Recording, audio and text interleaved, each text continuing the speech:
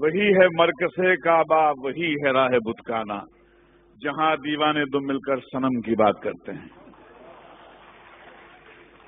جاوید میر صاحب نے بہت صحیح فرمایا کہ مسلمانوں کو سرٹیفکیٹ کی ضرورت نہیں ہے، آپ کسی کے محتاج نہیں۔ میں صرف ایک بات کہنا چاہوں گا جو آپ کے کنکلوژن میں بھی لکھا ہے، ہندوستان کا مسلمان بن جائے، یہ ملک کی تقدیر بدل جائے گی۔ ذرا اپنے اندر کی شدت کو جگائیے بھائی۔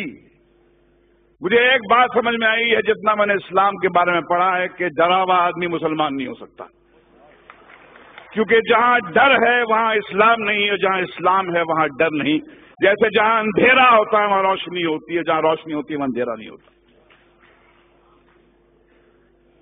ایک حدیث مجھے ہمارے دوست محمود مدنی صاحب نے لکھوائی تھی جو میرے کمپیوٹر پہ ہے، انصر اخاک ظالمن او مظلوما، مدد کر، اپنے بھائی کی مدد کر، مظلوم ہو تو مدد کر، ظالم ہو تو مدد کر۔ یہ حدیث جارج بش کو سنانی چاہیے، نریندر مودی کو سنانی چاہیے کہ جس مذہب کی حدیث یہ کہتی ہے کہ بھائی مظلوم کی مدد تو کر، ظالم کی مدد کر، اس کو روک، اس سے پوچھ کیوں ظلم کرتا ہے، کیا تکلیف ہے تیرے کو؟ بھائی بولا ہے ظالم کو۔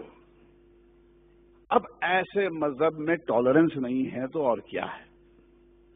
مگر سمسیا کچھ اور ہے۔ آپ اندھوں کے ملک میں، اندھوں کی دنیا میں آئینہ بیچنے نکلے ہیں۔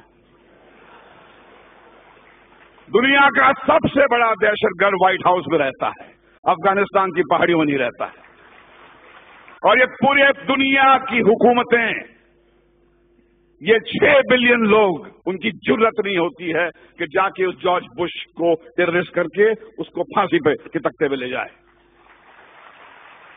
میں اوسامہ بن لادن کے خون کے کھیل کو نہیں معاف کروں گا، بشرطے آپ جارج بش کو بھی اسی طرح ٹریٹ کریں۔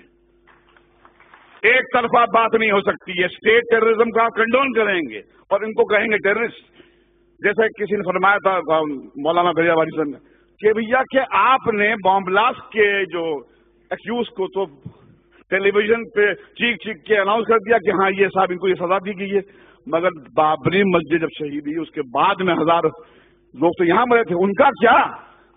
کون دے گا ان کو سزا؟ کہاں جا کے گڑ گڑائیں، کس سے بھیک مانگیں؟ آج تو ہماری یہاں پر سرکار این سی پی اور کانگریس کی ہے۔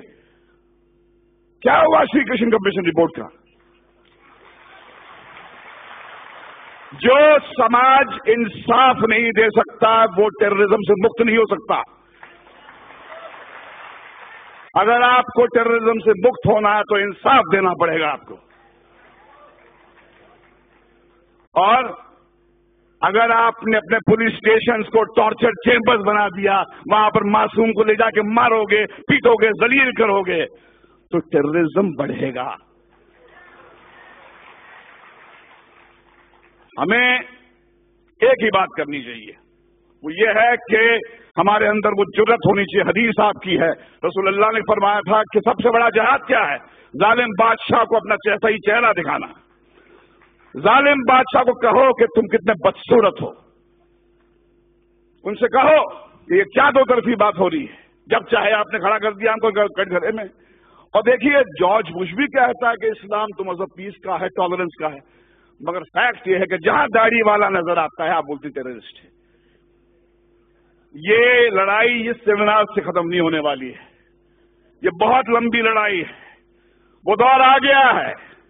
رسول اللہ نے فرمایا تھا اسلام آپ کے ہاتھ میں جلتا ہوا کوئلہ بن جائے گا، جس میں دم ہے وہ بنے مسلمان اور جیے شان سے، مگر کسی کے سامنے گڑ گڑائیے مت، کسی کے ساتھ کسی کے تلوے مت چاٹیے، کیونکہ آپ اس طاقت سے کنیکٹڈ ہیں۔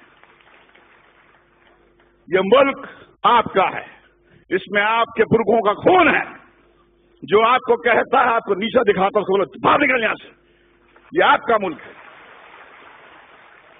یہ ہمارے آپ کا ملک ہے، اس کو ہم ٹھیک کریں گے۔ اسلاموفوبیا ہندوستان کو شوبھا نہیں دیتا، یہ ویسٹ سے میکڈونلڈ لانے والے، کوکا کولا لانے والے لوگوں کا ہو کہ اسلاموفوبیا ویسٹ میں رکھیں۔ ہندوستان جو ہے ایسا ملک ہے میں اپنے داڑھی والے بھائیوں کے ساتھ محفوظ محسوس کرتا ہوں، ڈرتا نہیں ہوں میں. جب میں مسلمان بھائی کے ساتھ میں ہوتا ہوں مجھے لگتا ہے کہ یہ بچائے گا مجھے. چلیے مل کر آج قسم کھائیں کہ ہندوستان کے مسلمان میں وہ جذبہ جگائے جو اسلام ہے. یہ اسلام آپ کی جاگیر ہے، میری جاگیر ہے. ڈرا ہوا آدمی میرے بھائی مسلمان نہیں ہو سکتا ہے، اور جہاں ڈر ہے وہاں اسلام نہیں ہے، اور جہاں اسلام ہے وہاں ڈر نہیں ہے. اللہ حافظ.